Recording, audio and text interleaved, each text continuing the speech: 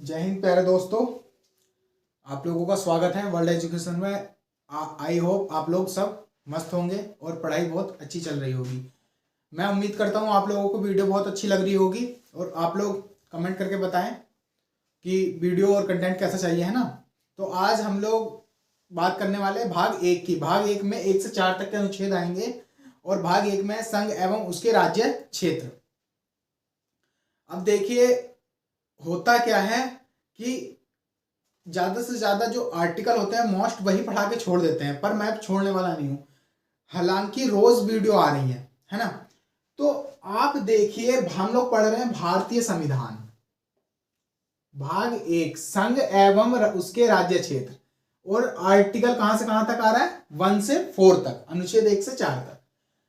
अनुच्छेद 1 में क्या है, 2 में क्या है, 3 में क्या है और 4 में क्या है, आज हम लोग यहीं तक बात करने वाले हैं। तो पहले मैं ये बता देता हूं, चैनल को सब्सक्राइब करें, चैनल को सब्सक्राइब और नोटिफिकेशन ऑन करके रखें, आप लोगों को पता चले कि वीडियो इस टाइम आ रही है। लाइक शेयर कमेंट करते रहें और उन बच्चों तक भेजें जहां शिक्षा की बहुत जरूरत है। क्योंकि जो पिछड़े गांव हैं, जहां पे मतलब कोई कोचिंग सेंटर नहीं है और वे बच्चे पढ़ना चाहते हैं, तो उनको शेयर करें। आप शेयर करने में जाता है क्या है, आप लोग शेयर के बटन पे क्लिक करें और उनको भेज दें, या जो ग्रुप है उनमें भेज दें। आप लोग सपोर्ट करें कृपया, क्योंकि शिक्षा एक ऐसी चीज है जितना आप दोगे उतना ही बढ़ेगा। तो पहले लेक्चर में हमने प्रम्बल की बात करी, दूसरे में हमने अनुसूचियां, तीसरे में हमने 22 भाग और अनुसूचियां जो थी 12 उनकी बात की। भाग एक, अब सीरीज वाइज से लेके चल रहा हूं मैं। भाग एक में 1 से 4 अनुच्छेद आएंगे और भाग 2 में नागरिकता 5 से 11 तक। तो वो अगले वाले वीडियो में बात करेंगे हम लोग। तो देखिए, सस्पेंस क्या है? सस्पेंस ये है कि जब हम लोग पॉइंट टू पॉइंट चलेंगे ना, तो आपको सारे डाउट क्लियर हो जाएंगे, है ना। तो आप लोग देखिए, और वीडियो को अंत तक नहीं देखेंगे तो आप लोगों को कुछ समझ में आने वाला है नहीं, है ना। स्क्रिप करके देखते हैं कुछ कि बस देख लिया, व्हाइट बोर्ड पे उतार लिया, तो मैं समझा रहा हूं ना। तो क्या है पहला अनुच्छेद में? क्या है अनुच्छेद पहले में? क्या है? India that is Bharat is a union of state, यानी कि इंडिया जो कि भारत है, राज्यों का एक संघ है। इंडिया जो कि भारत है, राज्यों का एक संघ है। तो यूनियन, आप लोगों ने देखा ये यूनियन शब्द कहां से लिए गए, ये पूछा गया था एग्जाम में। तो यूनियन शब्द कनाडा के संविधान से प्रेरित हुआ है, कनाडा से लिया गया है। तो जो चीजें मैं पढ़ा रहा हूं तो वो point two point very important हो जाते हैं। तो ये आप लोग देखिए, इतना सा नहीं है ये, तो मतलब खोलोगे इसका सार। ये मैंने पहली वीडियो में बात करता हूं और करता भी रहता हूं कि आप लोगों को ये दूध दिया जा रहा है, आप लोग इससे कुछ भी बना सकते हैं। स्टेट पीसीएस तक भी क्वेश्चन यहीं से आ रहे हैं, और कहां से आएंगे? बुक्स तो सब में यही लिखा हुआ है। पढ़ाने का तरीका, समझने का कुछ मतलब क्या होता है, सीरीज वाइज जब लेके जाते हैं ना तो बहुत अच्छे से समझ में आता है। अनुच्छेद 1 में ये है, इसमें क्या है, हम बात करते हैं, एक गोला बना हुआ देख रहे होंगे आप, गोला बना हुआ है ना।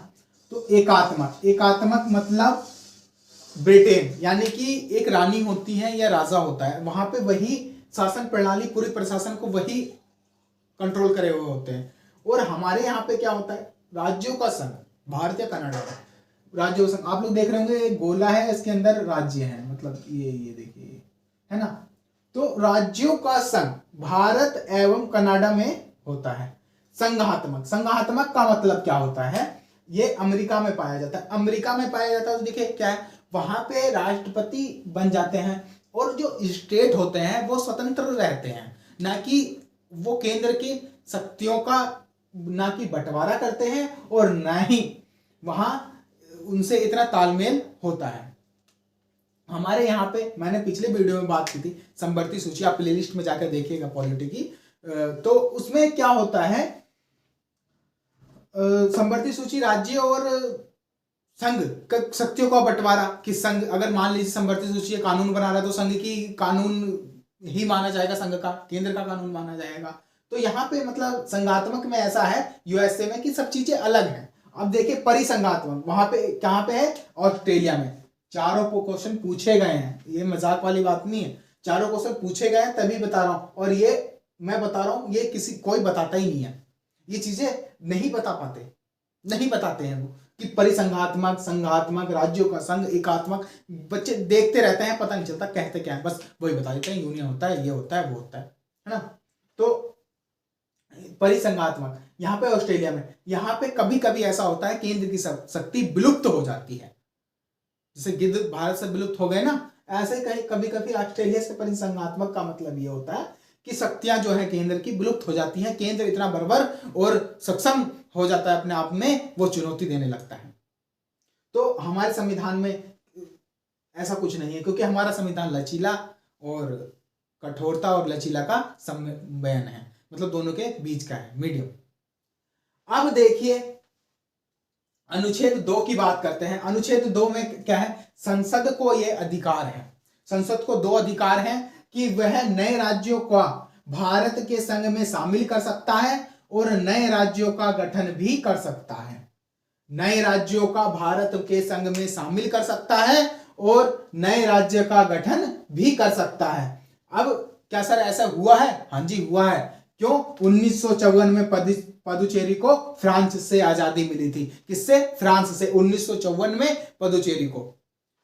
और फिर उसके बाद गोवा 1961 में पुर्तगाली ने छोड़ा, आजाद किया गोवा को। पुर्तगाली जा ही नहीं रहे थे, गोवा उन्हें इतना भा चुका था। और उनसे ज्यादा तो हद कर दी थी 1975 सिक्किम ने, सिक्किम में चोग्यान शासक ने, कि भाई हम तो भारत को छोड़ने वाले है नहीं, हम तो शासन पद्धति छोड़ेंगे नहीं, हम तो करेंगे यहाँ पे शासन। भारत एक प्रधान कृषि प्रधान देश है, भारत महान है, यहाँ पे जो भी आया लूट के लेके गया। इतना लूटने के बाद भी आज भी हमारी अर्थव्यवस्था डगमगाई नहीं है। भारत एक सोने की चिड़िया मानी जाती थी, मसालों का देश।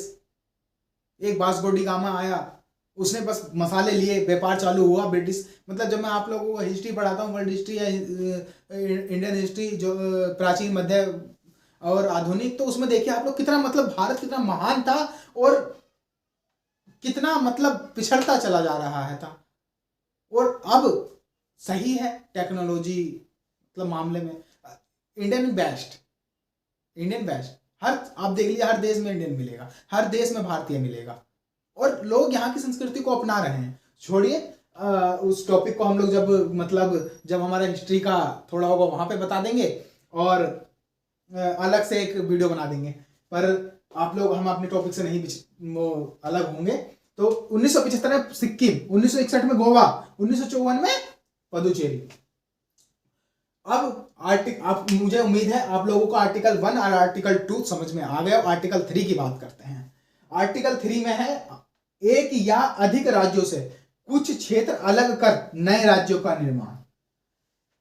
जैसे उत्तराखंड को अलग कर दिया गया उत्तर प्रदेश से 2000 में, है ना।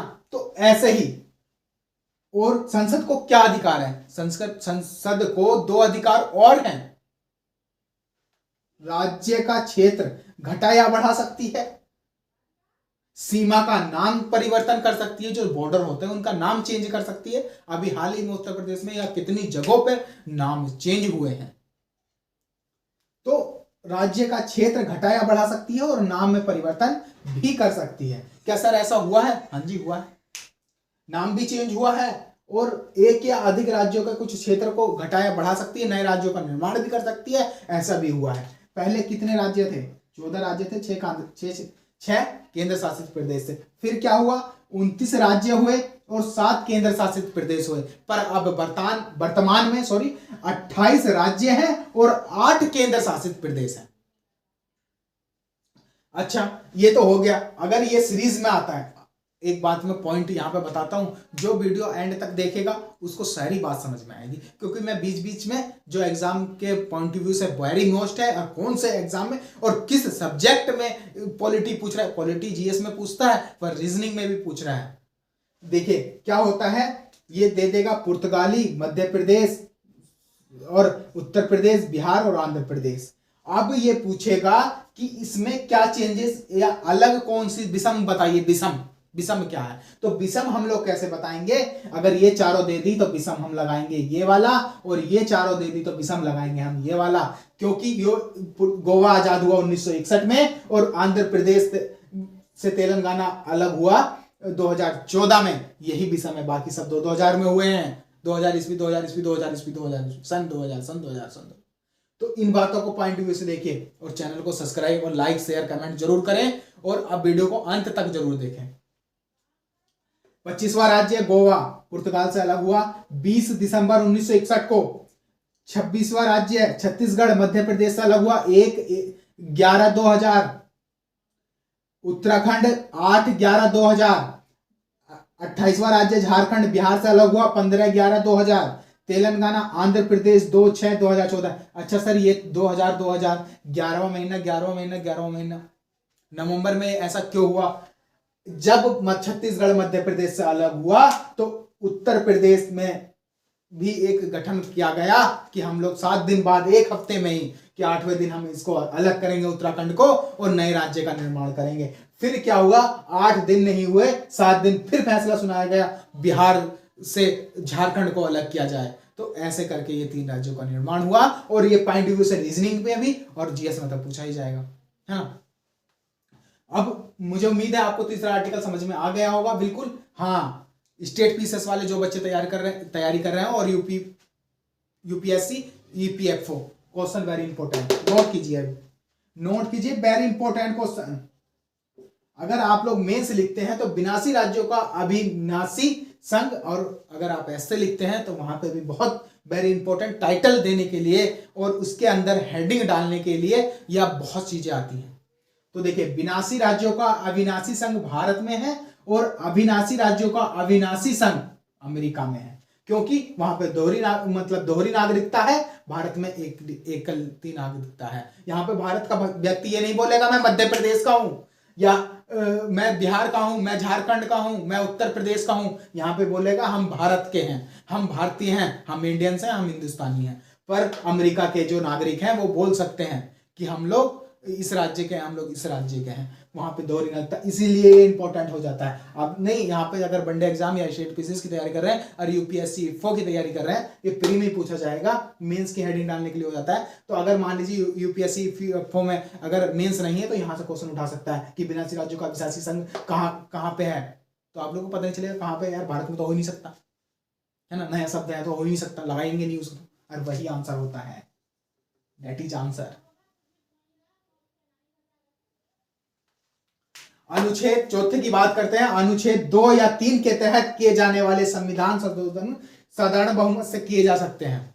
आर्टिकल 4 की बात कर रहा हूं मैं, दूसरे तीसरे की बात नहीं कर रहा हूं। दूसरा और तीसरा इसमें बता रहा है अनुच्छेद 4 कि दूसरा और तीसरा साधारण बहुमत से तहत साधारण संशोधन किया जा सकता है, न कि 368। अनुच्छेद 368 के तहत नहीं किया जा सकता इसे, इन दोनों में 368 नहीं आएगा। हाँ, नोट व पॉइंट, मैं जो बोल रहा हूं वो ध्यान से सुनिए, नोट पॉइंट। यहां पे आर्टिकल 4 में नोट पॉइंट ये है, संसद अगर भारत का कोई भी राज्य या क्षेत्र या सीमा अगर किसी दूसरे राज्य देश को सौंपती है तो आर्टिकल 368 के अनुसार संशोधन करना पड़ेगा, और पूर्ण बहुमत से अगर बिल पास नहीं होता है तो संसद को अलाउ नहीं है कि वो किसी संघ को उसके दूसरे देश को सौंप पाए। ये नोट पॉइंट है। क्वेश्चन यहीं से घुमा के पूछता है, लिंक करता है उस क्वेश्चन को कि कहां से कर सकता है, कहां से नहीं कर सकता, क्यों कर सकता है, कब कर सकता है, क्या कंडीशन है।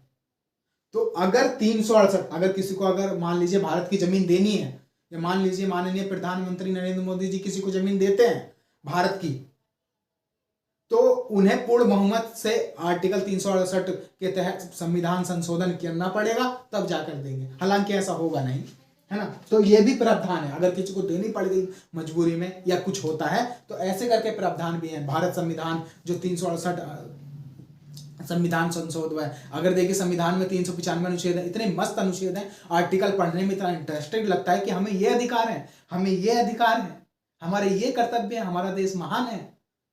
इन्हीं चीजों से लगता है हमारे मौलिक अधिकारों को हनन नहीं कर सकता कोई, है ना। अब देखिए इन राज्यों का गठन हो गया, इसमें एक इंटरेस्टिंग फैक्चुअल बातें लेके चलता हूं, इसमें खत्म ही कर देता हूं इस टॉपिक को। क्या कि राज्यों के गठन से विवादित मुद्दे, केस क्या था केस, नए राज्यों के गठन से संबंधित आयोग बनाए गए। कितने आयोग बनाए गए? 3 आयोग। कितने आयोग बनाए गए? 3 आयोग।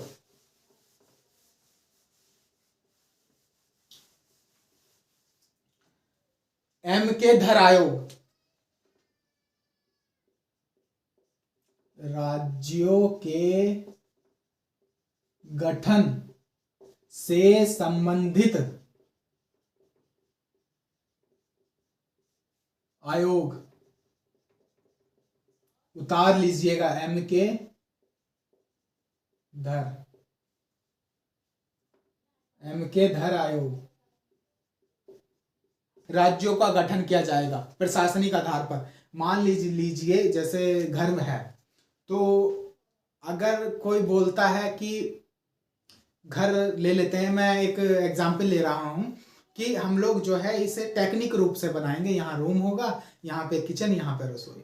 तो जो संविधान निर्माता थे उन्होंने कहा था कि संविधान जब बनाया उन्होंने तो उसमें कह दिया कि जो राज्य होंगे वो प्रशासनिक, कि यहाँ पे जहां पे जनता ज्यादा होगी, मतलब डिवाइडेशन ऐसा करेंगे कि मस्त रहे, है ना। तो मतलब यहाँ पे अगर इतना उत्तराखंड, इतना उत्तर प्रदेश, इतना बिहार, इतना झारखंड, मतलब प्रशासनिक आधार पर, न कि भाषाई रोग पर, न कि भाषा के उससे नहीं करेंगे हम लोग। अब क्या हुआ,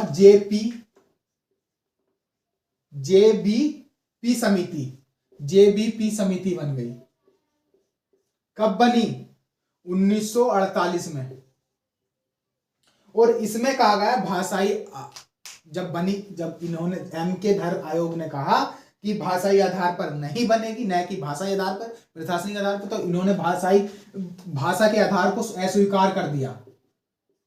भाषा को अस्वीकार कर दिया कि भाषाई आधार पर राज्य कोई बनना नहीं चाहिए, क्योंकि भारत में सबसे ज्यादा भाषा बोली जाती है। भोजपुरी, हिंदी, तमिल, तेलुगु, फारसी, उर्दू, भोजपुरी, अरे बहुत भाषा बोली जाती है। तो कहां तक राज्य बनेंगे? छोटे छोटे राज्य बन जाते थे। बांग्लादेश जैसा सब टुकड़े। एक आया फजल अली आयोग।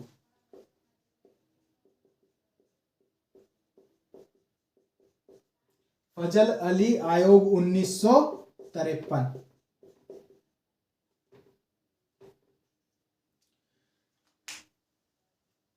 एक साल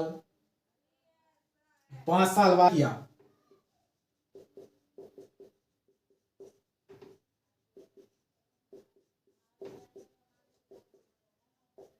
भाषा के आधार को स्वीकार किया। सर, तो अभी आप लोगों के दिमाग में बिल्कुल बत्ती जल गई होगी कि सर आप तो मना कर रहे थे, अभी स्वीकार कैसे कर लिया। अरे पेचीदा इतना फंस गया केस कि एक व्यक्ति की वजह से स्वीकार करना पड़ा। फजल अली आयोग 1953 में क्या हुआ, प्रथम भाषाई आधार पर बनने वाला राज्य आंध्र प्रदेश, 1953। यहां पे एक व्यक्ति हुए, उन्होंने अनशन रखा, मैं अन्न और पानी का त्याग करता हूं 56 दिन के लिए, मैं इस अन्न त्याग करता हूं 2 महीने के लिए। और हुआ ये कि उनकी मौत हो गई। किनकी मौत हो गई? अनशन पर बैठने वाले जो व्यक्ति थे, रमुलु, पोट्टिश्री रमुलु, पोट्टिश्री रमुलु, इनकी मृत्यु हो गई अनशन से। और भाषाई आधार के जो ये फजल अली आयोग था 1953 का स्वीकार कर लिया गया। सरकार हार गई और भाषाई आधार वाले राज्य जीत गया कि आंध्र प्रदेश। इनकी मृत्यु की 56 दिन का अनशन था इनका। अनशन का नाम सुनते ही अन्ना हजारे का नाम बहुत प्रचलित होता है कि वो बहुत अनशन पे बैठते हैं, है ना। तो ऐसी चीजें हैं। जेपी देखो 3 समितियां हैं, इसी यहां से क्वेश्चन पूछा जाता है। हम लोग ज्यादा चक्कर में नहीं पड़ना है और हम लोगों को ध्यान देना है कि कहां से क्वेश्चन आ रहे हैं, क्या आ रहे हैं। अब देखिए हमने 1 से 4 तक अनुच्छेद की बात की। आप लोगों को मुझे बहुत बढ़िया करके समझ में आएगा। अगर नहीं आया कमेंट करें, मैं इस पे और अच्छे से वीडियो बना दूंगा। अगर आप लोगों को नहीं समझ में आया, मुझे पूरी उम्मीद है आप लोगों को समझ में आ गया होगा। अब मैं अगले की बात करता हूं, भाग 2 की, नागरिकता। 5 से 11 अनुच्छेद। अगली वीडियो आएगी आपकी, इंतजार करें आप लोग। अगले वीडियो इसी की आने वाली है, नागरिकता क्यों ली गई, कैसे NRI कौन है, NSR कौन है ना। बोलते हैं कि जो ब्रिटेन के प्रधानमंत्री बने हैं ऋषि सुनक, वो भारतीय हैं, भारतीय मूल के हैं। तो क्या चीज़ें हैं मैं सबको बताऊंगा नागरिकता में, किसको नागरिकता मिलती है, कब मिलती है। अगर एक राज्य से अगर कोई ज़मीन बेच के जाता है दूसरे राज्य में, तो उसको वहाँ का मतलब क्या सर्टिफिकेट तुरंत बन जाते हैं। मतलब सब जो फैक्चुअल चीज़ें हैं मैं वो सबको बताने वाला हूँ, है ना। आई होप चैनल को सब्सक्राइब करें, लाइक शेयर कमेंट जरूर करें। और एक लाइक तो क्या होता है यार, एक लाइक तो करना ही होता है, इतनी मेहनत कर रहे हैं तो हम लोग, हाँ। सब्सक्राइब भी करें, लाइक से शेयर करें दोस्तों में, है ना। फैमिली में जो तैयारी कर रहे हैं, है ना। Thanks for watching.